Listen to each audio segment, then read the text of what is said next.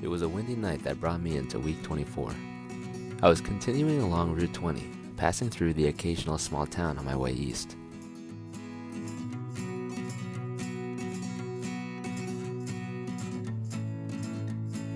The wind continued into the day and kept things slow.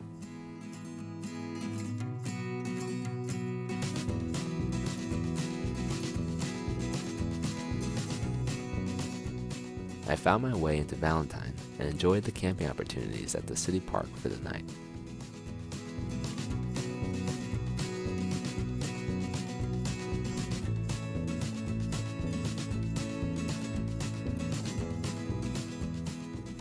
There was more wind the next day, unfortunately blowing out of the east.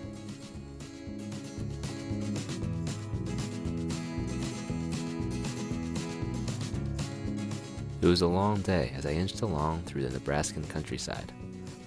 I had wanted to reach Sioux City on the Nebraska-Iowa border by the 12th, but with the wind, it didn't seem like it would happen.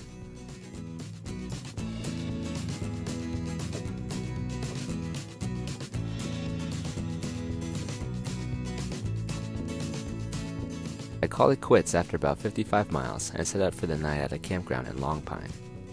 There was a big storm that was passing a bit north of me, keeping me up through the night. Needless to say, I was happy for the cover. I set out the next day with my amended schedule in mind. The wind had eased up a bit and had turned into a crosswind, making for a much easier ride. About 30 miles in, I looked up and couldn't believe my eyes when I saw another cyclist on the road coming my way. It had been more than a month since I had last seen a fellow bike tourer on the road, and so it was great to stop and talk out there in northern Nebraska. Coming over from Switzerland, he had actually started his tour in Boston, no more than 60 miles from home. He was heading west and I east, so we talked for a bit, trading information on the road and towns ahead before continuing on our respective journeys, wishing the other the best amidst the passing storms. As it turned out, my stopping point of O'Neill, Nebraska was the starting point of the cyclist I had met earlier.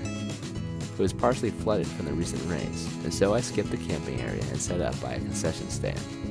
I was grateful that I did. The rains came later that evening, flooding the area within a half hour of starting.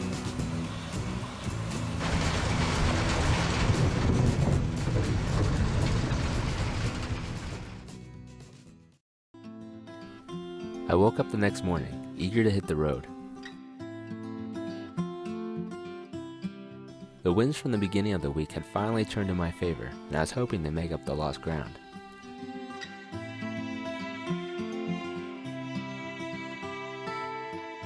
It was a very fast-paced ride.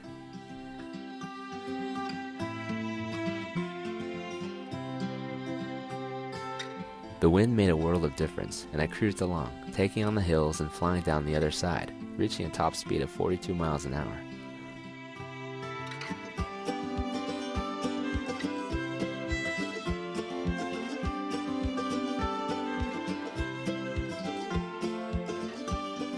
Because of the strong tailwind, I was able to make it to South Sioux City, Nebraska, putting in my longest ride at 125 miles. Happy with the distance and tired from the week of riding, I rented a cabin at a campground along the Missouri River, settling in for 2 nights off the road.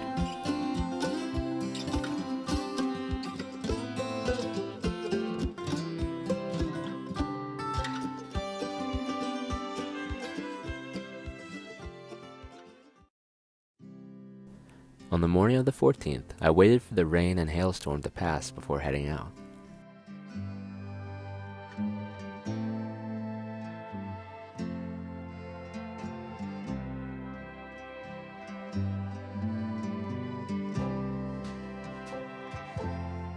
I left Sioux City, crossing the Missouri River into Iowa, state number 39.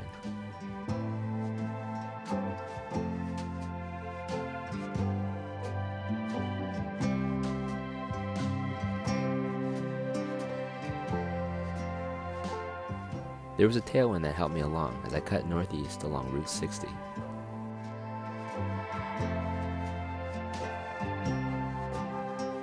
It was a fairly simple ride into Sheldon, Iowa, about 60 miles.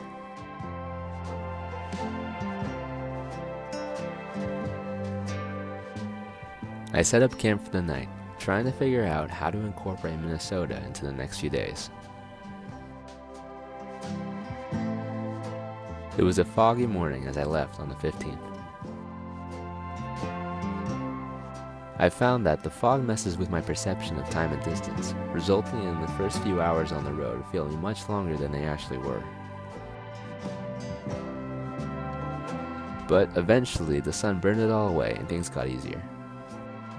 I stopped off for food in Milford, Iowa, en route to Jackson, Minnesota.